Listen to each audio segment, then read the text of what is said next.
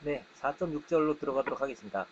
자동 제어 4.6절은 드디어 언더댐 세컨 오더 시스템에 대해서 2차 시스템 중에서 언더댐 시스템에 대해서 살펴보는 그런 시간이 되겠습니다. 여기 있는 타이틀에 있는 것처럼 이 섹션의 제목이 2차 시스템이긴 한데 그 중에서 언더댐 시스템입니다. 댐핑이 좀 부족한 시스템이죠. 댐핑이 좀 부족하기 때문에 마찰이 좀 적으니까 흔들거림이 좀 남아있는 그런 시스템이 되겠습니다. 그래서 그 시스템의 특징을 알기 위해서 주어진 언더램 시스템에다가 스텝 인풋을 넣었을 때의 응답인 스텝 리스판스를 분석을 합니다. 음, 그럼 하고 많은 것 중에 왜 하필이면 언더램 시스템이냐 하는 거죠. 왜냐면 많은 현존하는 많은 시스템들에서 가장 흔히 볼 수 있는 그런 패턴이기 때문입니다. 그리고 많은 시스템들이 이 2차 시스템들의 합이나 고배 형태로 근사화가 가능하기 때문이기도 합니다. 그럼 또 인풋이 왜 하필이면 하고 말한 것 중에 스텝 인풋이냐 하는 거죠. 왜 스텝 인풋에 대한 응답을 보느냐, 이 얘기는 앞에서 나왔었어요. 예. 그 중에 하나는 여기 있는 것처럼 가장 흔하게 사용되는 그런 입력이기 때문이다 하는 거죠. 스텝 인풋이. 네. 왜냐하면 우리가 그런 거를 이제 레귤레이션이라고 하는데요. 그런 패턴을 레귤레이션이라고도 이제 얘기를 하는데요.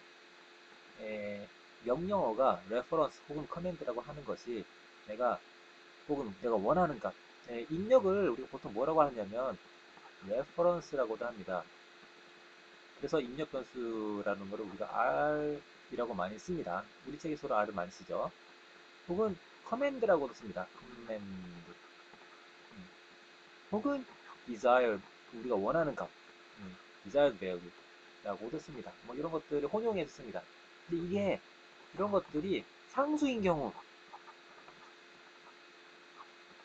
그런 경우 우리가 regulation이라고 보통 불러왔습니다. 지금까지. 원래는 0인 경우를 얘기했었는데 그걸 좀 지나고 나서 좀 일반화해서 상수인 경우입니다.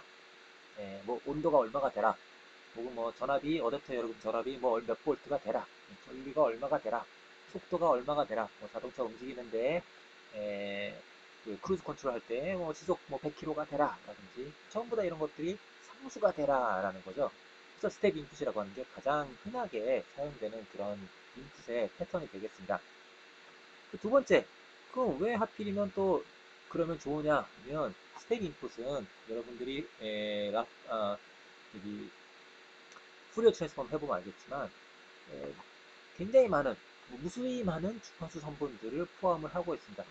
주파수 응답이긴 한데 굉장히 많은 종류의 주파수에 대한 응답이 한꺼번에 다 녹아 들어가 있다. 그런 특징을 갖고 있습니다. 또 다른 것들은 또 다른 마지막 거는 뭐냐면 다음 슬라이드 보면 알 수 있을 텐데요.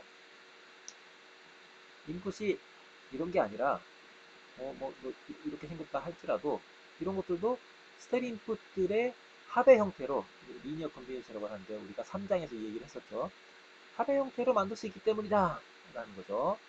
다음 슬라이드 먼저 볼까요? 네, 먼저 맨 밑에 거 먼저 보도록 하겠습니다. 만약에 내가 원하는 인풋의 형태가 이런 형태였다 할지라도 그거를 스텝 인풋들의 합의 형태로 이와 같이 이런 파란색, 빨간색, 초록색, 보라색, 그다음에 회색, 회색인가요? 네, 이런 것들의 합의 형태로 만들 수 있다라는 거죠. 예를 들어서 여기까지만 본다고 한다면, 네, 이것일까요? 이런 것은 이런 응답에다가 그다음에 요만큼 시간이 지나고 난 다음에 요만큼 꺼지면 되는 거니까 깎아내면 되는 거죠.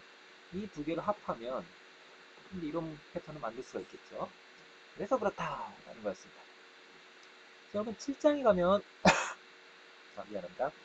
7장에 가면 여러 가지 인풋의 패턴에 대해서 주로 세 가지에 대해서 알게 되겠지만 일반적으로 넣을 수 있는 패턴들은 주로 이제 이런 식입니다. 우리가 하나 더 덧붙인다면 램프 인풋이라고 해서 이렇게 되는 것까지 네 가지 램까지가 되겠습니다. 근데 이 임펄스라고 하는 것은 연속 시간에서는 실제로 이제 만들기가 이제 거의 불가능에 가깝습니다. 왜냐면 무한히 짧은 시간에 적분이 1이 되는, 즉 유한한 에너지를 갖는 그런 걸 딱 집어넣어야 되죠. 그래서 순간적으로 피크가 무한대까지 가는 걸 넣어야 되니까 일반적인 물리적인 시스템에서는 있을 수가 없죠. 그래서 이제 이것들은 이제 수식상으로 이론상으로는 있을 수 있지만 디지털 시스템은 가능합니다. 그래서 연속 시간에서는 이제 구현이 이제 힘들다. 좀 남는 게 스텝이나 램프나 혹은 파라볼릭이나 혹은 사이니소이드 이렇게 네 가지 패턴이 있을 수가 있는데, 이 사이니소이드를 제외한 나머지 세 가지는 사실은 공통점이 있어요. 뭐냐면 시간에 따라서 위치가 일정한 거, 시간에 따라서 슬롭, 즉 속도가 일정한 거, 즉 변화율이 일정한 거. 이거는 변화율의 변화율, 즉 가속도가 일정한 거. 뭔가가 일정한 것들이죠. 그런 것들이 되겠고요. 그 다음에 사이누소이드 주파수가 일정한 그런 패턴이 있을 수가 있습니다. 크게 보면 일반적으로 시스템에 분석을 할 때는 이거 아니면 이거 둘 중에 하나죠. 그래서 스텝 리스판스를 보거나 혹은 사이누소이드를 집어넣었을 때, 사인파를 집어넣었을 때 응답을 보는 거. 이거 우리가 뭐라고 했습니까? 주파수 응답이라고 하죠. 주파수 응답. 여러분이 회로 이론 시간이나 고업사 시간에 잠깐 배웠던 그런 내용이 되겠습니다. 다행히 리니어 시스템, 우리가 지금 다루고 있는 시스템은 리니어 시스템이라고 가정을 합니다. 앞서 리니어 타임 인베런 시스템이라고 LTI 시스템이라고 했었어요. 이런 시스템은 슈퍼포지션이 성립을 합니다. 중첩의 원리가 성립하는 그런 시스템이다 라는 거죠. 그렇기 때문에 앞서 얘기했던 것처럼 이런 임의의 함수는 여러 가지 신호들의 합의 형태로 만들 수가 있다. 이것을 알 수가 있죠. 그래서 이제 우리가 스텝 리스판스를 통해서 시스템의 특징을 보려고 한다라는 거죠. 자, 그러면 우리가 다루고자 하는, 관심을 갖고 있는 2차 시스템이면서 언더댐 시스템은 모델이 이렇게 된다고 했었죠. 여기에 스텝 리스판스를 본다고 했으니까 입력에다가 이닛 스텝을 집어넣으면 됩니다. 그러면 응답은 수식을 풀어보면 좋은 것으로 나타나게 되면 이와 같이 나타낼 수가 있고요. 이걸 여러분들이 쭉 풀어보면 결과가 여기까지 나올 수가 있습니다. 이게 좀 코사인과 사인의 형태니까 둘 중에 아무거나 하나로 통합을 시키게 되면 결론적으로 이런 수식을 얻을 수 있게 됩니다. 자, 그러면 응답이 어떻게 된다고 했습니까? 이렇게 이런 형태, 패턴이 이런 형태가 된다고 했죠. 자, 그럼 그렇게 보게 되면 이거를 다시 보게 되면 이거를 D 오메가 D라고 우리 측에서는 이제 표기를 공통화를 시켰습니다. 보게 되면 실제 응답에 점점 사그러드는 값은 이렇게 되는 것을 알 수가 있겠죠. 이렇게 말씀했습니다. 그 다음에 실제 응답의 주파수는 이렇게 되는 것을 알 수가 있죠. 실제 시스템의 시그마하고 오메가는 이렇게 되는 것을 알 수가 있습니다. 다 제타하고 오메가 n 두 개의 한꺼번에 영향을 받는다는 것을 알 수가 있죠. 그래서 요게 실제 응답의 수식이 되겠습니다. 실제 응답이에요. 참고로 좀 이따 다시 또 얘기하겠지만 오메가 n은 내추럴 프리퀀시죠. 이거는 실제 응답의 프리퀀시가 아닙니다. 실제 응답의 프리퀀시는 요게 실제 응답의 프리퀀시예요. 네. 그리고 응답을 앞서 잠깐 얘기했었죠. 이거를 제가 쓸 때 이렇게 썼었는데요. 이 오메가, 아니, 저기, 제타의 크기에 따라서 지금 우리가 보고 있는 게 언더댐 시스템이니까 이 시스템은 뭡니까? 언더댐 시스템은 제타가 0에서 1 사이인 시스템이죠. 이 범위에서 보게 되면 제타가 1에 가까워지면 가까워질수록 얘가 완전 제곱식 가까워지니까, 즉 실근에 가까워지는 거죠. 실근에 가까워지면 익스포넨셜 실근이면 이런 모양이 나타나게 되겠죠. 반대로 제타가 0에 가까워지면 가까워질수록 언댐 시스템에 가까워지는 거죠. 즉 마찰이 없는 시스템에 가까워지는 거죠. 그렇게 되면 어떻게 되겠습니까? 점점 이런 응답에 가까워지는 거죠. 여기 보이는 것처럼 제타가 0에 가까워질수록 플럭추에이션이 점점 진동이 굉장히 심해지고 제타가 1에 가까워질수록 별로 진동하지 않는 모습을 볼 수가 있습니다. 이게 댐핑의 크기하고 관계가 있다. 즉 프릭션의 크기하고 마찰의 크기랑 관계 있다라는 것을 알 수가 있습니다. 자, 그러면 언더램 시스템은 여기 지금 그림에 나온 것과 같은 그런 패턴을 보이는데요. 1차 시스템은 응답의 패턴이 이렇게 되거나 하기 때문에 단지 스피드에만 관계가 있었어요. 근데 2차 시스템은 여기 보이는 것처럼 여러 가지 곡선의 모양이 뭐 이렇게 될 수 있고 이렇게 될 수 있고 한다는 거죠. 그럼 여기에 대해서 이 시스템의 과도응답의 이런 과도기의 응답의 특징을 어떻게 정량화할 거냐 하는 게 이제 문제가 되겠습니다. 즉 특징을 뭐로 뽑을 거냐 하는 거죠. 특징을 뭐로 뽑으면 그러면 사람들이 아 그래 납득을 할 거냐 하는 거죠. 그래 그 특징이 뭔가 의미가 있어 라고 얘기할 거냐 하는 거죠. 많은 사람들이 생각하는 게 여기 있는 거죠. 크게 네 가지입니다. 첫 번째는 라이즈 타임입니다. 아까랑 똑같죠. 어디에나 나오는 게 라이즈 타임이다 하는 거죠. 그래서 뭐냐면 파이널 밸류의 10%에서 90%까지 가는데 걸리는 시간입니다. 여기서 중요한 것은 여기 써 있지만 파이널 밸류는 스테디 스테이트 밸류다는 거죠. 이게 맥시멈이 아니다는 요거는 아니다라는 거죠. 혼동하면 안 됩니다. 그래서 앞서 슬라이드 본다고 한다면 요걸 기준으로가 아니라 여기를 기준으로 10%에서 90%까지입니다. 0.1에서 0.9 지금 1.0이 기준이니까 요게 기준이 아니다라는 거죠. 이거 혼동하면 안 되겠습니다. 그 다음에 두 번째 픽타임입니다.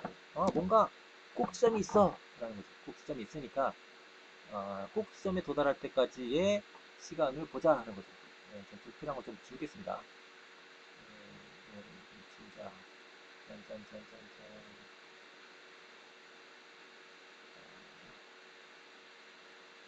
이렇게 좀 지우면 될 것 같습니다.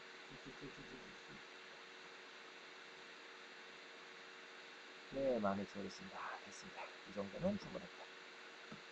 그 다음에 만약에 요 곡선을 기준으로 한다면 야 여기 있잖아 여기까지 걸리는 시간 꼭지점 최대치까지 걸리는 시간 피크니까 요 시간이 뭔가 특징이 있는 것 같아 라고 생각을 하는 거죠.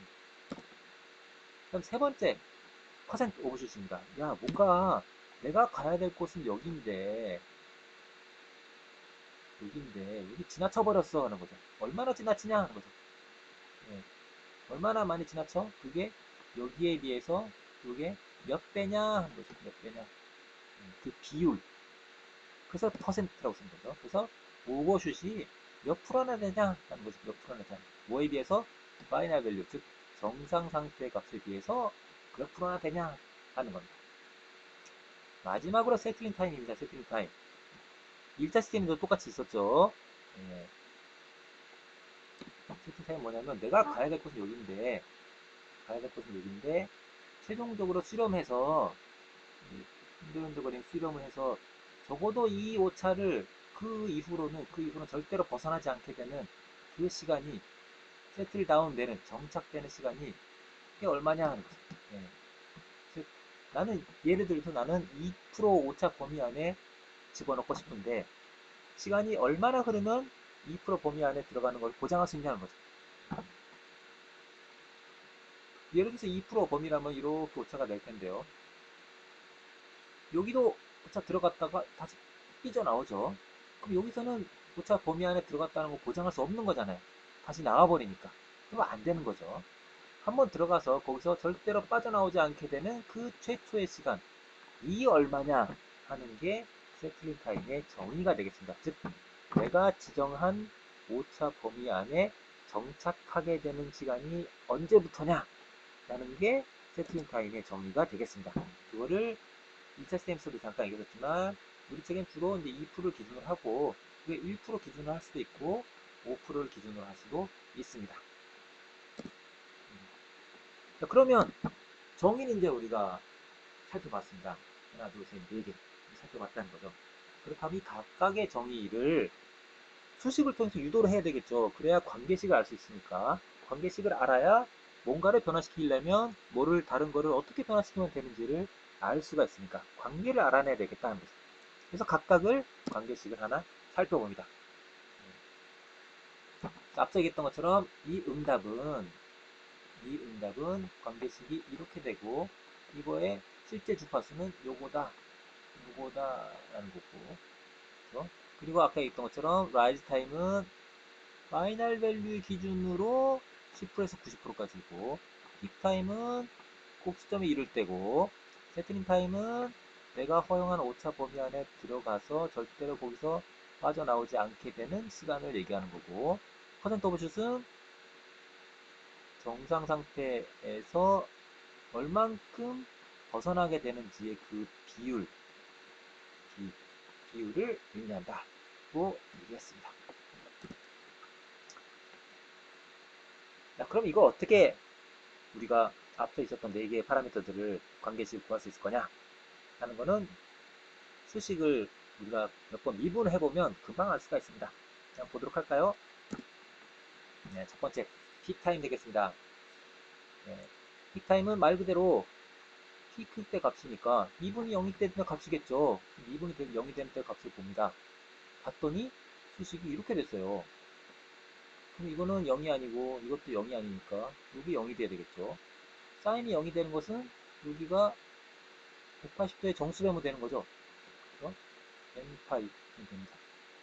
따라서 이 관계식으로부터 우리는 이렇게 된다는 걸 알 수 있어요. 이 g라고 하는 것은 정수의 집합입니다. 정수의 집합. 정수의 집합. 인티저들의 집합입니다. 자, 그러면 거기에 n 되니까 n이 1일 때가 몇 대겠죠? n이 2일 때가 몇 대? n이 3일 때가 몇 대? 그래서 이게 올라갔다 내려갔다 올라갔다 내려갔다 하는데 요 꼭지점들이 전부 다 등간격이 된다는 것을 알 수가 있습니다. 그리고 그 간격이 만큼이다 라는 걸 알 수 있죠. 이거 잘 보게 되면 이거는 뭐랑 같냐면 다음에 또 슬라이드에 또 나오게 되겠지만 이렇게 되는 겁니다. 오메가 B, 즉 실제 요 흔들거리는 실제 주파수에 반비례한다는 거죠. 실제 주파수가 높으면 당연히 이 시간이 짧아지게 되겠죠. 그러니까 당연히 반비례할 겁니다. 그렇죠? 여기 있는 것처럼 실제 주파수다. 실제 주파수에 반비례되는 거다. 실제 주파수에 반비례한다는 것을 알 수가 있습니다. 여기 보게 되면 제타가 줄어들면 이게 이제 이 값이 줄어들게 된다 그러죠. 제타가 작아지면 어떻게 됩니까? 댐핑이 마찰이 되게 줄어들게 되는 거잖아요. 그렇죠? 마찰이 줄어들게 되면 이게 제타가 지금 0에서 1 사이인데 이 극단적으로 0이라고 합시다. 그럼 이 루트 값이 1이 되겠죠. 그렇죠? 따라서 분모가 커지니까 점점 제타가 작아지는 따라서 이 픽 분모가 점점 커지게 되겠죠. 그럼 이 전체 값이 점점 작아지게 되겠죠. 그렇죠? 따라서 우리가 생각하기에 마찰이 적으면 흔들거림이 진동이 더 빨라지니까 당연히 피크에 걸릴 때까지의 시간이 더 짧아지겠죠. 그래서 그런 물리적인 그런 의미하고 맞아떨어지는 것을 알 수가 있습니다. 네, 두 번째는 퍼센트 오버슛입니다. 이거는 뭐 쉽죠. 왜냐면 앞에 픽 타임을 구했기 때문에 퍼센트 오버슛은 픽 타임일 때의 요 값을 요거하고 얼마큼 되는지 비율을 나타내면 되는 거니까 그 비율을 알기 위해서 픽타임일 때 값을 구해서 정상 상태일 때 값과 비교를 하면 되는 거죠. 그러면 여러분들이 쉽게 이런 관계식을 얻을 수가 있습니다. 관계식을 그래프 형태로 나타내 보게 되면 이 마찰 부분이 굉장히 커지면 커질수록 당연히 간다는 것을 알 수가 있습니다. 즉 퍼센트 오버슛이 줄어든다는 얘기죠. 오버슈팅이 줄어드는 걸 알 수가 있습니다. 반면에 제타가 작아지게 되면 베타가 작아지면 마찰이 별로 없다는 얘기니까 언댐 시스템에 가까워지죠. 즉 흔들거림이 점점 심해질 거다라는 것을 알 수가 있습니다. 이게 여기 그래프에도 나와 있다. 네, 세 번째로 세틀링 타임입니다. 세틀링 타임. 세틀링 타임은 사실은 정확한 값을 알기는 어렵습니다. 왜냐하면 예, 우리가 익스포넨셜 함수이면 이렇게 되니까 몇 프로다 하고 끊으면 값이 딱 짝짝 나오죠.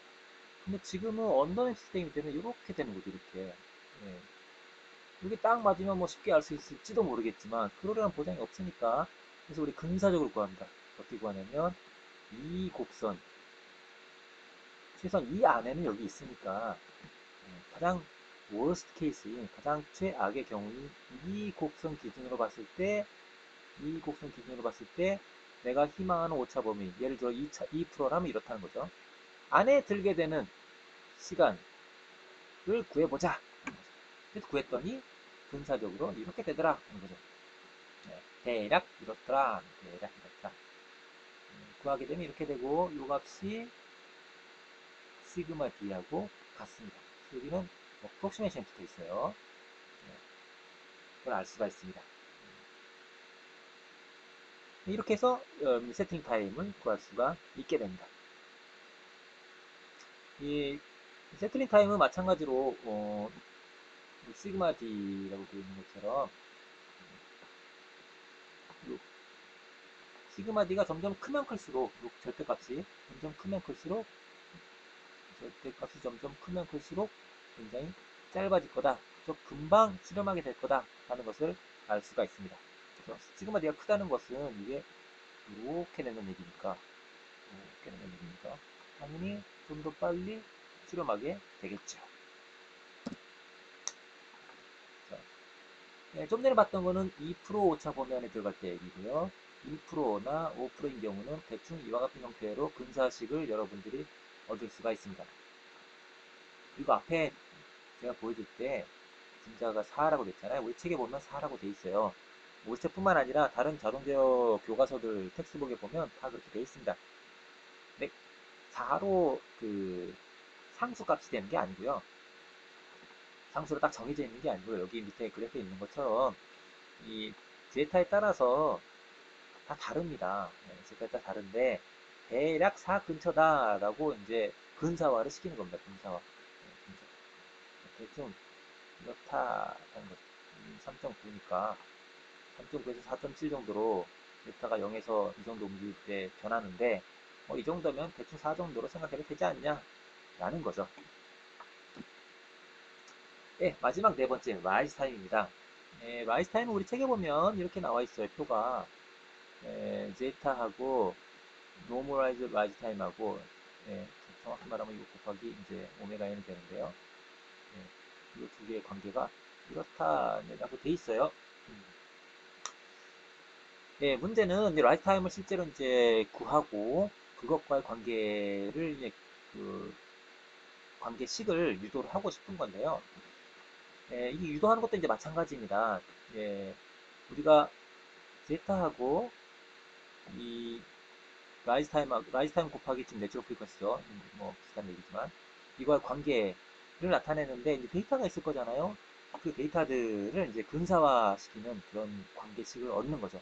그거를 1차식을 근사화할 수도 있고 2차도 되고 3차도 되고 혹은 더 고차도 됩니다.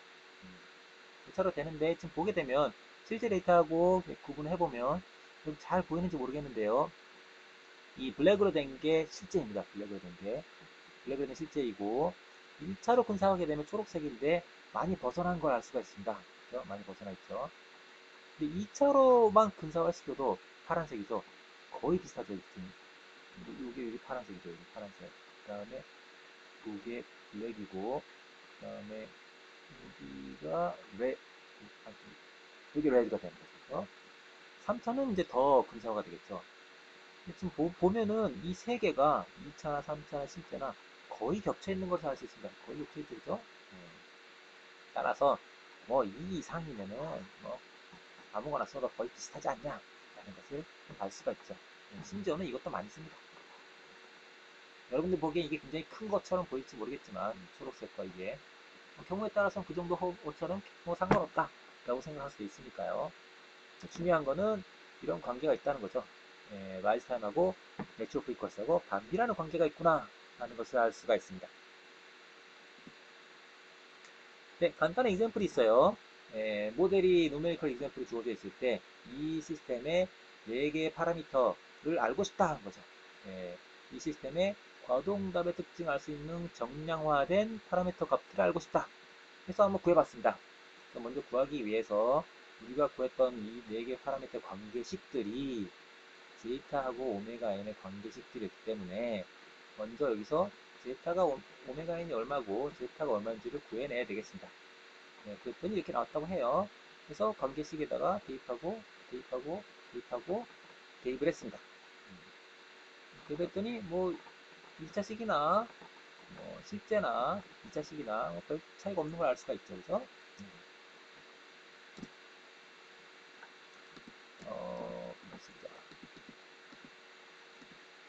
네, 여기서 끊고 다시 다음 슬라이드로 넘어가도록 할게요.